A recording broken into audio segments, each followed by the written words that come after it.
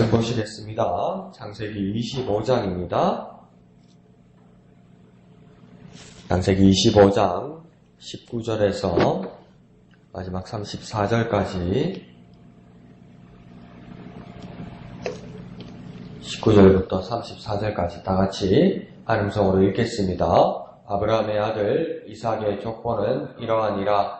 아브라함이 이삭을 낳았고 이삭은 40세에 리브가를 맞이하여 아내를 삼았으니 리브가는 밧닷 아람의 아람 족속 중 부두엘의 딸이요 아람 족속 중 라반의 누이였더라.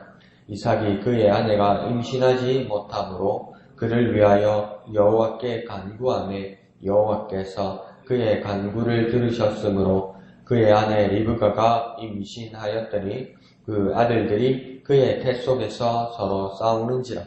그가 이르되 이럴 경우에는 내가 어찌할꼬 하고 가서 여호와께 묻자온데 여호와께서 그에게 이르시되 두 국민이 내 태중에 있구나. 두 민족이 내 복중에서부터 나누이리라. 이 족속이 저 족속보다 강하겠고 큰 자가 어린 자를 섬기리라 하셨더라.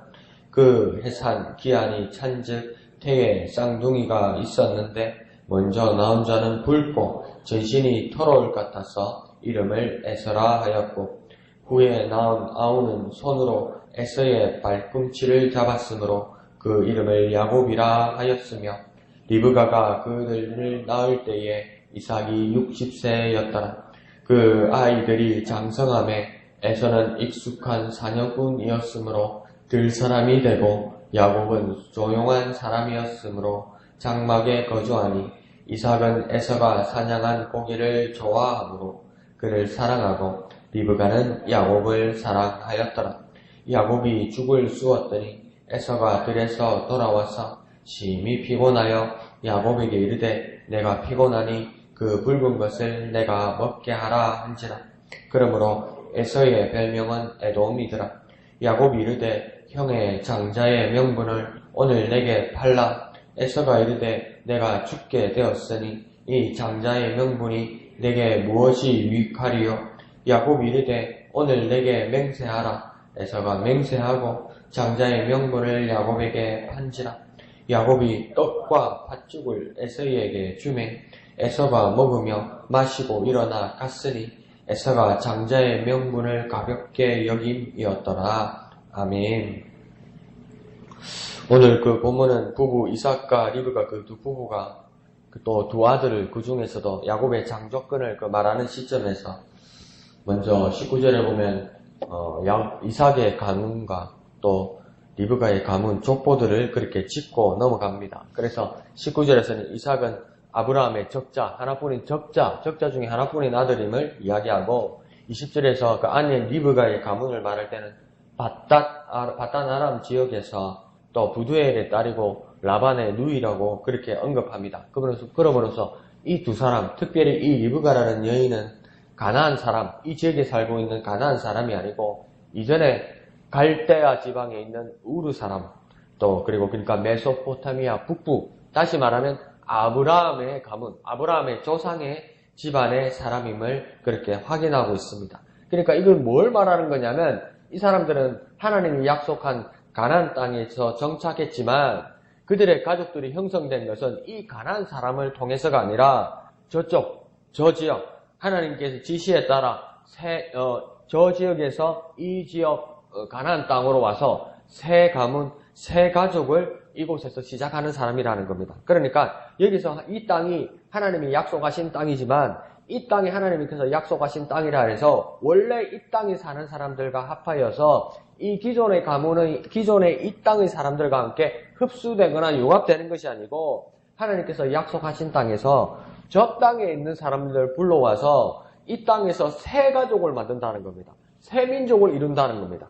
그러므로 이 말씀을 통해서 우리가 기이하게 또 신기하게 여길 수 있는 것은 뭐냐면 구원받은 우리가 하나님의 자녀로서 우리가 하늘의 시민권을 가지고 산다는 것은 뭐냐면 이 땅에서 이 세상에 살지라도 이 세상의 방식으로 이 세상의 방법으로 이 세상의 사람과 똑같은 삶을 사는 것이 아니라 이 세상 밖에서 하나님의 나라에서 하나님이 주신 은혜의 약속을 따라 이 세상을 삶으로 이 세상을 변화시키는 하나님의 사람이 된다는 겁니다.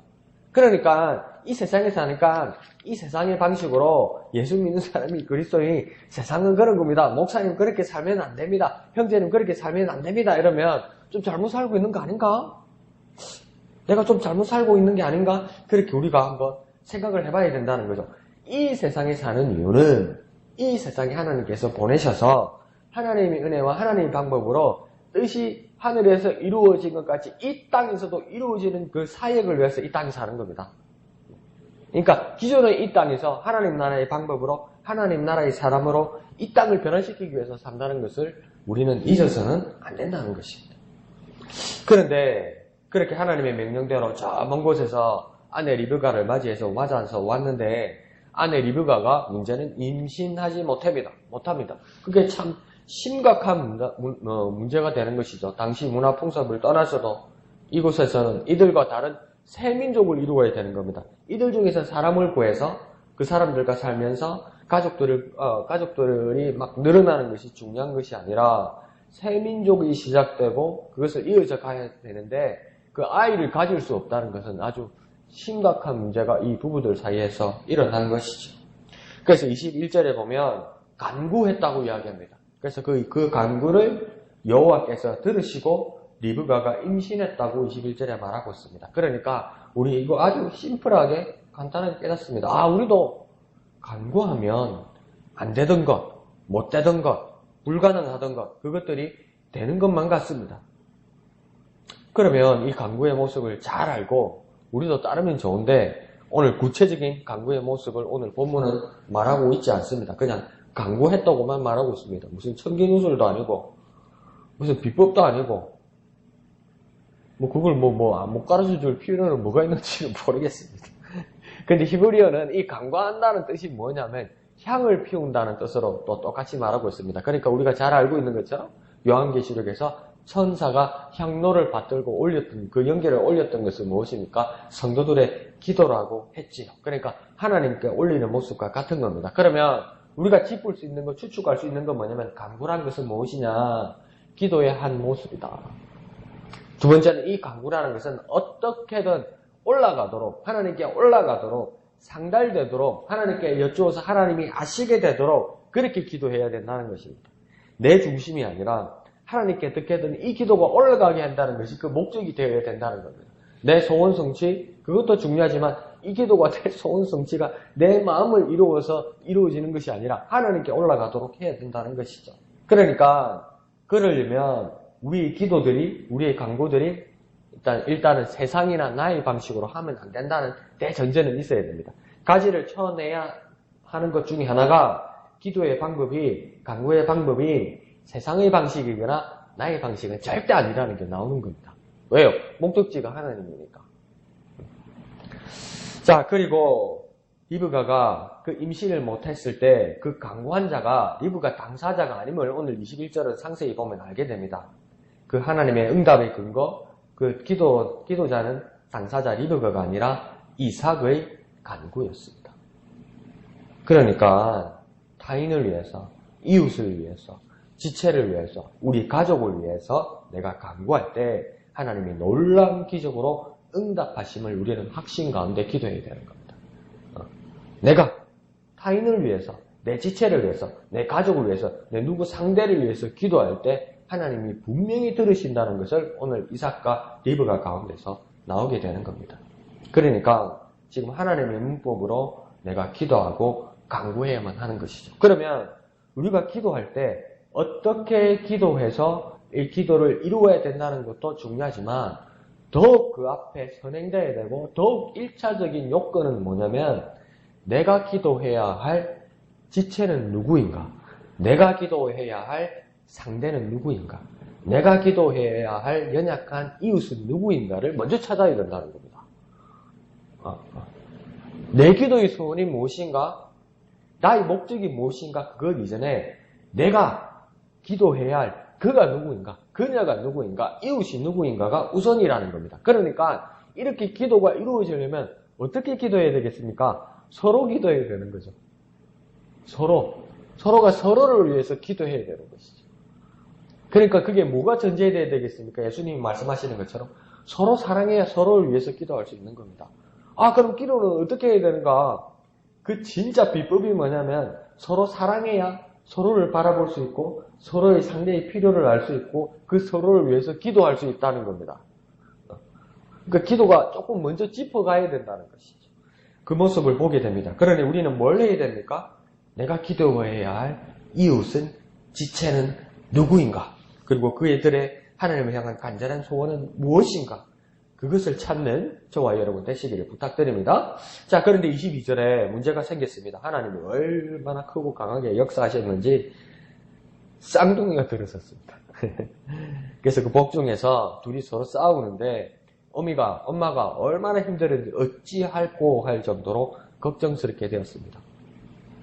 그러자 리브가도 여호와께 물었다고 이야기하고 있습니다. 이 리브가도 이제 기도했다고 이야기합니다. 이삭의 강구로 얻게 된 아들들을 이제 2차적인 문제에 대해서도 그 부모가 여호와께 기도로 물었다는 겁니다. 그것이 해결된다는 것을 알게 됐다는 겁니다. 리브가도 알게 되었다는 겁니다. 내가 먼저 기도해서 기도의 응답을 받은 것이 아니더라도 우리의 남편이 나의 다른 사람들이 나를 위해 기도할 때 내게 이루어진 하나님의 뜻을 보고 이 여인이 뭘 깨달았냐면 기도하면 되는구나. 그것을 깨달아서 문제가 생길 때 이제 무엇부터 먼저 하냐면 기도부터 하게 된다는 것이죠. 그러니까 집안에 부모가 기도의 틀을 잡았다는 것입니다. 그러니까 문제가 생길 때 하나님께 기도하는 어른이 되는 것은 한 가문에 전통을 세우게 되는 겁니다. 기억에 남게 되는 겁니다. 그러니까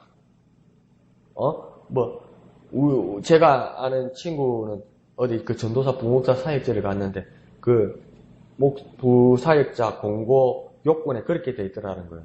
참, 그거는 뭔지 모르겠어요. 3대째 기독교 집안 아니면 안 받는다고 내가 시덥지 않다고 이야기를 했는데, 근데 그거는 있어요. 목사 집안이나 오랫동안 신앙생활한 집안에 자녀들이 복을 받는다. 뭔 그런 게 있겠어요. 근데 그거는 있는 것 같아. 개척의 목사님, 사모님들이 젊어서 신혼 때부터 목회를 시작하면서 애를 낳으면 애를 돌볼 겨를이 없잖아요. 그러면 어떻겠습니까? 새벽 기도나 나오면 사모님이나 할머니나 안 그러면 그 교회 어른 권사님이나 이런 분들이 그 아기를 안고 그렇게 막 기도를 한다고요. 애가 우니까 안 울게 딸내려고 잘 살고 가정부 있으면 집에 따뜻한 데다가 눕혀놓지. 그게 안 되니까 교회 데리고 그 추운데도 새벽에도 안고 나오는 거 아니에요. 그러니까 어린애가 갓난애가 무슨 영문을 알겠어요. 그런데 그렇게 안고 기도하면서 거기에서 자기가 환경에서 보면서 기도란 게 무엇인지 알면서 자라나왔다는 거 아닙니까? 그 환경이 복되다고 말할 수 있겠지요. 그와 마찬가지로 지금 이삭이 먼저 자녀를 위해서, 태중을 위해서 기도했고, 그것이 이루어지는 것을 부인 리브가가 보았고, 그래서, 기도하면 되는구나. 그것을 리브가가 또 기도를 하고, 그 기도의 전통이 부부가 이루어지면서 가족들의 부부가 기도하는 것을 보고, 그 기도의 틀을 이어져 갔다는 것입니다. 그런데 기도라는 것은, 기도의 모습이라는 것은 정말 중요한 겁니다. 기도의 모습이 중요한 겁니다. 기도의 모습. 보이는 모습. 그래야 합니까? 그 가문에 전통이 일어난다는 것이죠. 자, 23절에 하나님의 응답은 이렇게 말합니다. 두 국민, 두 민족이 너에게 있다. 악이 둘인데요. 하나님은 이미 그 미래가 보였다는 겁니다. 그래서 더하여 하나님 말씀하시기를 큰 자가 어린 자를 섬기리라. 이거 참 부담 가는 말씀입니다. 이렇게까지 하나님이 순서를 바꾸는 이유가 무엇일까요? 이게서 알 수 있는 첫 번째는 뭐냐면 하나님의 예정, 하나님의 계획은 오직 하나님만의 권한입니다. 두 번째는요, 또한 하나님의 계획은 하나님의 예정이기도 하지만 넓게는 하나님이 예지하시는 겁니다. 하나님이 미리 알고 계신 겁니다. 그러면 미래를, 앞으로 일어날 일을 지금 현재 각오로 끌어와서 미리 말씀해 주시는 겁니다. 왜 미리 말씀해 주실까요? 하나님의 계획이 이해가 가지 않고 마음에 들지 않아도 우리는 아멘 해야만 한다는 겁니다. 왜요? 그것에는 하나님의 계획이 있고 하나님의 미래가 있기 때문에. 그런데 하나님의 계획, 하나님의 미래를 하나님만이 알고 계신 것이 아니라 하나님께서 때로는 우리가 무방비 상태가 되어서 당하지 않도록 일어날 일에 대해서 미리 대비할 수 있도록 하나님께서 미리 주시는 은혜의 말씀임을 깨달아야 한다는 겁니다.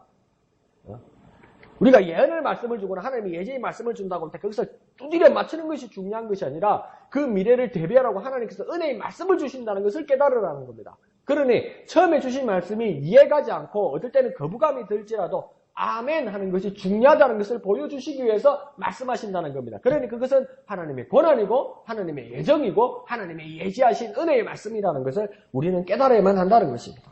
자, 25절에 보면 애들이 나오는데 난리가 났습니다. 25절에 보면 서로 나오려고 싸우다가 붉고 털이 많은 에서가 힘으로 먼저 나오고 26절에 보면 야곱도 딱 앉으려고 막 싸우다가 뭡니까? 겨우 형의 발꿈치를 잡고 나옵니다. 언젠가는 발꿈치 잡고 땡기고 넘어지게 만들 인간이라는 게 보인다는 것이죠. 그런데 26절 끝에 보면 이때 아비 이삭의 나이가 60세였다고 이야기합니다. 그러니까 아버지 60세의 아이들을 낳았다는 겁니다. 그런데 20절을 보면요. 언제 이삭이 결혼했냐면 40세에 결혼했습니다. 그러니까 아이를 보는데 20년 걸렸습니다. 이야, 이 집안들 인내와 끈기 하나는 끝내줍니다. 한 번씩 흔들리고 믿음 없고 막 쏘기고 사기치고 이래도 그것이 뻗팅기는다는 막 일가견이 있습니다. 이 집안이. 아브라함부터 20년이 걸립니다. 야, 20년 만에 낳았네. 그런데 뭡니까? 아버지 아브라함은 어떻게 낳았습니까? 75세에 하나님 부르셔서 100세에 낳았습니다. 그러니까 아버지 아브라함은 나는 25년 걸렸다. 뭐 이런 집안인가 봐요. 아버지 못하겠습니다. 아니, 못 기다리겠습니다. 그러면 아브라함이, 야, 나는 25년 만에 낳았다. 뭐 이런 건가요?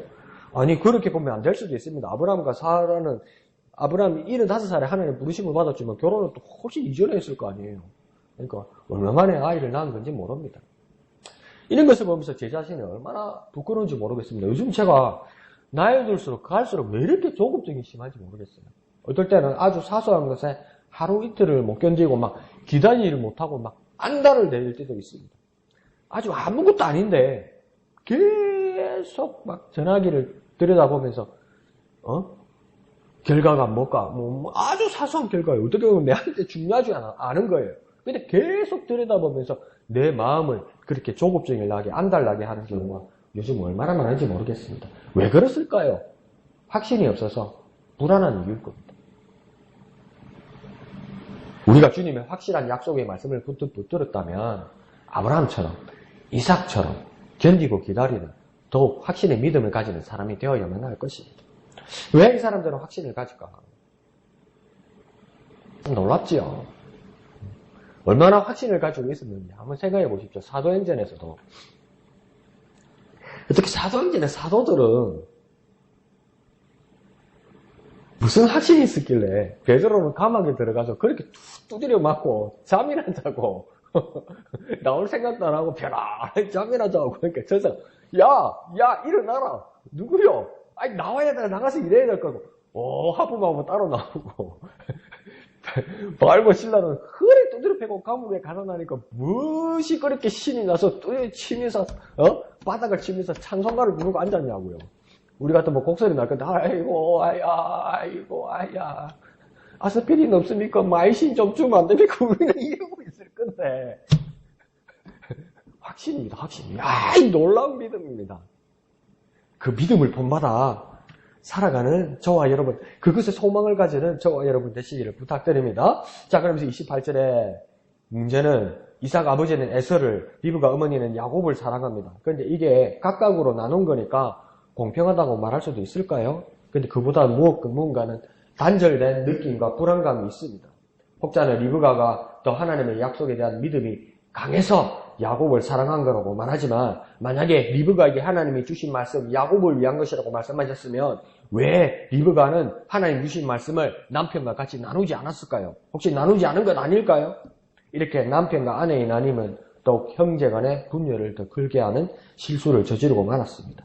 그래서 29절에 보면 어느 날 야곱이 죽을 쓰고 있습니다. 그래서 형 에서는 심히 피곤할 정도로 배가 고팠나 봅니다. 그래서 30절에 보니까 이 붉은 죽을 에서가 동생 야곱에게 구합니다. 그런데 얼마나 두 형제 간의 사이가 안 좋았는지가 보입니다. 그냥 안 줍니다. 야, 죽 한 그릇 끓이니까 다 같이 먹으려고 끓이는 거 아니겠어요? 그러니까 형이 야, 죽 한 그릇 좀 주라 그러니까 안 줍니다. 무슨 죽이 그렇게 비싼지 형의 장자의 명분을 팔라 이렇게 됩니다. 죽 한 그릇하고 장자의 명부하고 이렇게 명분이 이렇게 가치가 같다고요. 저울에 달면요. 이거 완전 사기 조작이죠. 가치 사기 조작이죠. 이거 감옥 갈 일입니다. 그런데 에서는 바보같이 이 사기에 덫에 걸려서 33절에 보면 맹세하고 팝니다. 빼다박도 못하게 애들 말로 빼박이 된 겁니다. 참 바보스럽지요. 그런데 32절에 보면 얼마나 멍청하게 얼마나 가치를 측정하지 못했는지 뭐라고 이야기하면서 파냐면 내가 죽게 되었는데 이 장자의 명분이 무엇이 유익하리요? 밥 한 그릇 안 먹으면 죽습니까? 그런데 이게 얼마나 본능적인 인간인지 한 그릇 굶는다고 죽게 되었다고 이야기하는 거예요. 뭐만 하면 죽는다더니 죽게 되었다는 거예요. 그런데 그것이 무엇입니까? 자기 그거 한 그릇보다도 귀중하지 않은 것이 장자의 명분이라고 여겼다는 겁니다. 엄살 부리다가 에서는 망하게 된 겁니다. 엄살 부리면 안 된다는 거죠. 그리고 이 장자의 명분이라며 자기에게 이것이 있음을 알기는 아는 겁니다. 그러니까 에서도 자기에게 장자의 명분이 있다는 것을 경홀히 여기지만 알기는 아는 겁니다. 그러니까 판다고 이야기하는 것이겠죠. 그래서 그 동생 야곱에게 장자의 명분이 넘어가는 것도 확실해지는 겁니다. 그러니까 가볍게 얘기했지만 자기에게 장자의 명분이 있다는 것을 모르는 건 아니었어요. 그러니까 판 것 아니에요. 내가 너에게 팔았다고 이야기하니까 확실하게 이 장자의 명분은 에서에게 넘어가는 겁니다. 그렇게 돼버린 겁니다. 그래서 34절에 보면 떡과 팥죽을 낼름 받아서 팔아먹습니다. 그리고 그의 자세를, 에서의 자세를 평가하기를 에서가 장자의 명분을 가볍게 여김이었더라 이렇게 합니다. 이 가볍게 여긴다는 뜻이 업신여기고 경멸하고 가치 없는 것으로 취급했다는 겁니다. 업신여기고 경멸하고 가치 없는 것으로 취급합니다. 그런데 이상하지 않습니까? 에서가 이렇게 가볍게 여긴 것은 이 장자의 명분을 업신여긴 겁니다. 그런데 결과는 어떻게 생겼냐면 이 장자의 명분이 업신여김을 당하거나 경멸받거나 가치가 떨어지지 않았습니다. 잘 보면요. 장자의 명분이 그렇게 가치가 떨어지지 않았습니다. 오히려 그런 판단, 그런 행동을 한 에서가 가치 없는 사람이 되고 말았습니다. 그러니까 장자의 명분은 그대로 고스란히 남아서 역사하고 움직이고 그 약속을 지키고 있는 거예요. 근데 그 장자의 명분을 무시하고 가볍게 여긴 에서가, 그 말을 한 에서가 오히려 그렇게 바보 취급, 무식한 사람 취급, 경멸받는 사람 취급, 업신여김을 받는 사람 취급을 받게 된 겁니다. 그러니까 여기서 우리는 무엇을 알게 됩니까? 하나님의 말씀을 가볍게 여기면 오히려 그렇게 취급한 사람이 그렇게 됩니다. 말씀을 가볍게 여기면, 말씀을 무시하면 그 말씀을 무시한 사람이 가볍게 여김을 받습니다. 말씀은 그대로입니다. 아무리 말씀을 무시해도, 아무리 말씀을 공격해도 공격받고 무시받는 것은 사람입니다. 그러니까 반대로 하나님의 말씀을 귀하고 존귀하게 여기면 하나님의 말씀을 그렇게 귀하고 존귀하게 여긴 자가 귀하고 존귀하게 되는 겁니다. 더 간단하게 말하면 말씀은 그대로고 취급을 하는 사람에 따라 자기가 변하게 된다는 겁니다. 말씀은 그대로니까 말씀을 경멸하면 경멸한 그 사람이 경멸함을 받고, 말씀을 귀한 것을 알아서 말씀을 귀하게 여기면 귀하게 여긴 그 사람이 귀하게 여김을 받는 복을 누리게 된다는 것입니다. 그래서 우리가 말씀을 바라볼 때 말씀은 그대로고, 그래서 그 말씀을 귀하게 여기는 저와 여러분 되시기를 거룩하신 예수님의 이름으로 축원드립니다. 기도하겠습니다. 거룩하신 아버지 하나님, 은혜를 감사합니다. 에서와 야곱이 장자의 명분을 어떻게 여겼는지 주님 우리가 보게 됩니다. 하나님의 말씀, 하나님의 약속이 그대로임을 깨닫는 우리가 되게 하여 주옵소서. 그것을 바라보는 우리의 입장과 우리의 마음과 우리의 눈이 항상 변하고 있음을 깨닫게 하여 주옵소서. 멸시하거나 무시하거나 부정하기 전에 하나님의 말씀은 그대로 귀하게 존귀히 여겨서 그 복을 누리는 귀함과 존귀함을 받는 우리가 되게 역사하여 주시옵소서.